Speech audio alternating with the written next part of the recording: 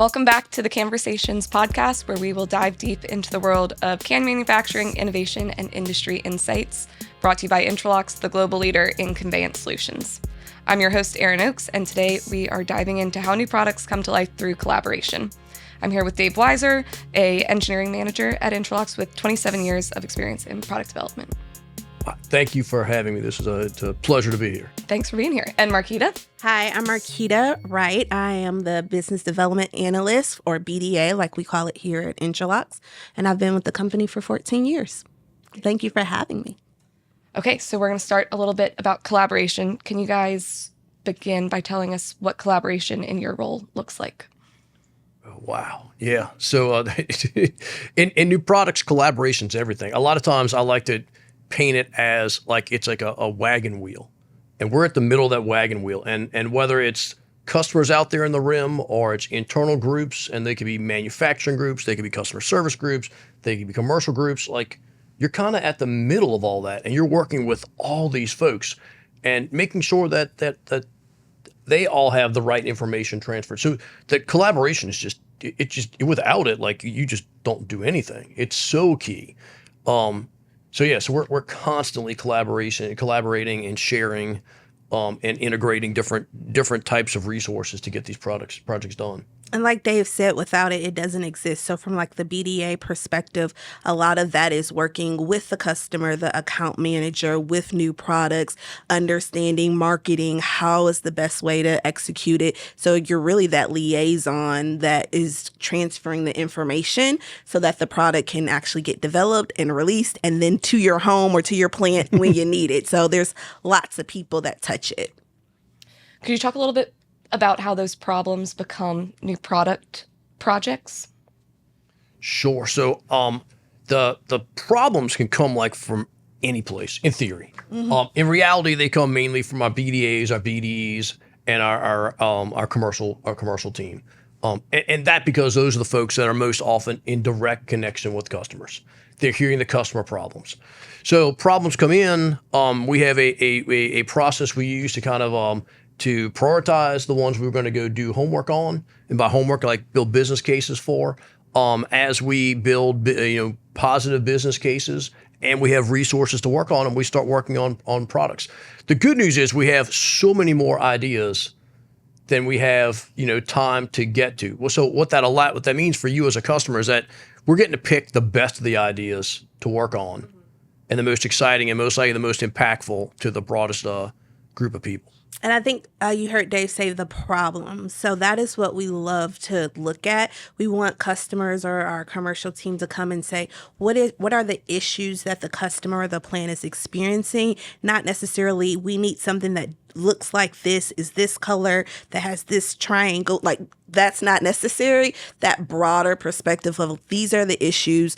What does utopia look like? And then we'll kind of get to what reality can be, because physics, right? So, right. But that's what we want to know. What is your utopia? What keeps you up at night? And how can we help get there? Mm-hmm. And sometimes we read between the lines on what they're saying the problem is, that they see maybe the symptom of it, but we have to help dig down into what's really causing that. If one of those projects starts, how does the process go through the rest of it, kind of the collaboration throughout, once we've defined the problem and started working on it? What does the collaboration after that look like? Wow. So there's so many avenues of collaboration, right? There's collaboration with customers. There's collaboration internally. Most of it starts with internal collaboration. We've already done some customer collaboration to understand and set the spec. Our engineering teams start, considering designs. How can they deliver the benefits that the customer really, can use. Like Marquita talked about, talking again more benefits than like features. That team is going to work at a couple ideas and kind of present that. So some ideas may address half the benefits, and they may address a little more. And then we weigh those. At some point in time, we're gonna make a choice of what sort of makes the most sense.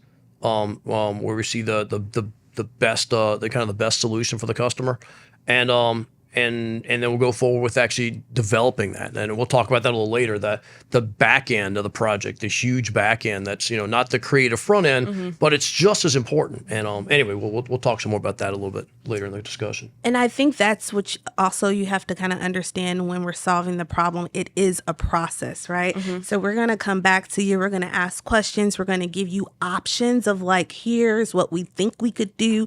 This is the pros and cons of each of those. So we need that collaboration from the customer to let us know what direction we should go into. I think that's key because sometimes customers drop off an idea and then they kind of just leave it. And it's like, well, it takes a lot of energy and resources from Intralox to execute these things. So we have to know that it's important to you, or else we can go to someone else's idea. I think we spend time managing everyone's expectations, because if it was unlimited time and money, there's a lot of problems we could solve. Exactly. But no one has that. And so, yeah, the balance of solving the problem, but understanding what's really feasible and usable for everyone, the resources they have. Yeah, it's not just about the development process. We talk a lot about that, right? It's a lot about picking what we're going to work on. And I bring that up just because anybody watching this, like, you might think, oh, hey, I'm going to go talk to my account manager and get this idea in. Like, we do have a lot of ideas, and we have to filter through those because you can't work on all of them. They're not that all equal. And so, we are doing, and we may even bug you for information to help us get to help us better frame the business case for these things, right? Right. So point being is that, yeah, we have lots of stuff. Don't get discouraged just because your idea doesn't get worked on tomorrow. It may come up, or you may have a future idea, right, that you present to us that is even more compelling. And then that gets our attention. It moves up. It moves through what we call the funnel faster, and then we start doing actual development work on that. I think a good example of this was the recent Series 570 product that we released. It actually started with a similar product that already existed for another industry, and we saw problems in the can making space that we thought we could solve. So Dave, do you want to kind of give the background? Yeah, it's kind of an interesting story. So there's this more high-tech, complex solution we're actually working on to solve the problem of tipping and stranding. When, like Erin said, the food team, our food business unit, is developing this micro pitch product, this 560. And as we're working on this with this more complex technology, we saw this and said, hey, let's go do a little experimentation out in the lab. And we had some cans and we had a transfer set up, and we're like, wow, this does this transfer stuff way simpler than this really kind of more expensive, technologically cool solution does, right? So just an example of us trying to use the right, not try to squeeze more technology into a solution than we can. If we have a simple one, go for it. And that's where we did some testing and said, wow, we think there's some promise here. We knew from talking to customers that tipping and stranding was a big deal, and this is solving it, at least in a lab. Yeah, and it was pretty cool that when we were able to actually release it, the experiences that customers got from it, or the results that they were able to get, 70% less tippage from it, no longer mixed pallets, no more stranded cans, and then also getting rid of the dead plate. So not only are you fixing the transfers, but you're no longer needing to maintain it as you had in the past. One thing that seemed unique about this was it was such a change in the way things were done for can makers, or the way things could be done. Do you want to either of you talk a little bit more about that? Sure, yeah, and we find that in other places too, right? Where lots of our customers, they have great ways of making their plants run well. Many times though, they involve lots more work, and sometimes even higher end technician work than maybe they might need to, but that's just the way they've done it always, and it works for them. And this is a case like that, right? Marquita mentioned dead plates. Dead plates have been around forever in the can industry, right? Nobody even dreamed there's a way to get rid of them, so nobody even asked us for that. So when we first presented that to customers, they're like, "Oh wow, wait!" It took a second, to realize that. Oh, I don't. We could get rid of these things, yeah. Not mandatory anymore. That's right. You don't have to have these things, and so yeah, that was really cool. Where so it wasn't. So we talked about earlier asking for things. It wasn't really the solution they were asking for. They were presenting a problem. We come back with a solution that to the first two problems, and like Marquita said, the third problem, which is the maintenance of dead bleach, because just go away. Like, just don't have them anymore. There's no more adjusting. That person that did the adjusting and tweaking, they can be working on something way more valuable than keeping a conveyor, moving cans from A to B. Exactly. Even though we get so specialized into can making or packaging, I don't know if all of our customers realize that Intralox is still providing belts for basically every kind of manufacturing industry out there. And so we can just walk upstairs and ask about how things are done in food plants and kind of get these other ideas that we can bring to our own industries. And so, yeah, it gives us a unique opportunity to kind of bring new solutions in. Let's see. Anything about the release of this project internally, the collaboration more internally that we could share?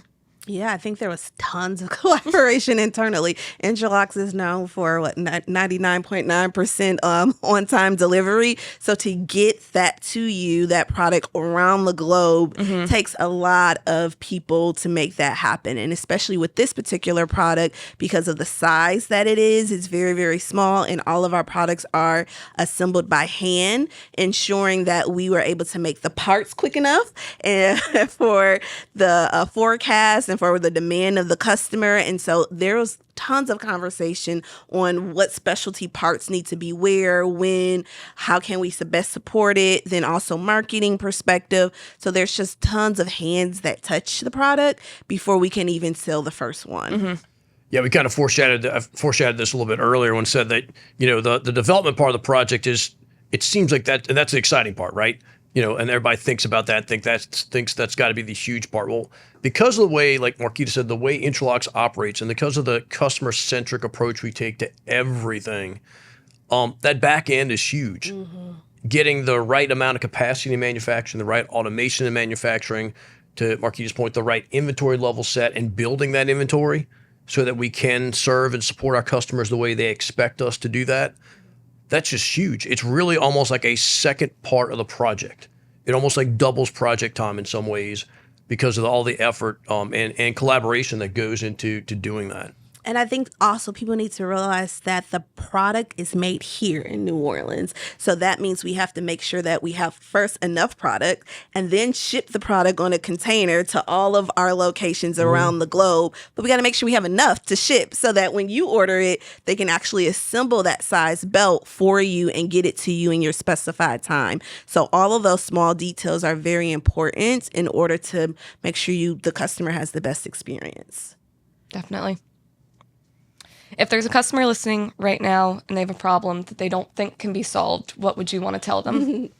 Oh gosh, I mean, yeah, don't shy away from letting us know, right? Bring us, like Marquita said earlier, bring us the problems. Also help us as best you can understand the implications for your business.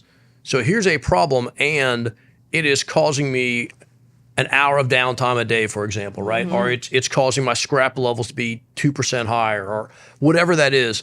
The better you can help us understand, express those implications in business terms, the more excited we will get, the better chance it has of moving through our product funnel, right, and getting to where it's an active product we're doing development on. So again, it help us effectively build that business case for what you'd like to see solved. 100%. And I also think making sure that it's actually important to you, because most definitely it will require some of your time and energy. For example, most customers, they want the product to be tested inside a plant, a real plant, not just here in our facility. So we need customers that are willing to let us do a test, a field test, or some type of interaction in their plant, knowing that, we've done our part to be able to put that in there in a safe manner. But we want you to be able to help us execute that product in a proper way. We need both sides of the collaboration. Exactly. Yep. Well, I think that's a good wrap up to talk about collaboration. So Dave and Marquita, thank you for joining us today. To our viewers, thank you for tuning in and exploring the world of can making with us. If you enjoyed today's conversation, be sure to subscribe, share, and connect with us. And for more can industry insights, services, and innovations from Intralox, you can visit us at intralox.com. Until next time, keep innovating, because in this industry, we can.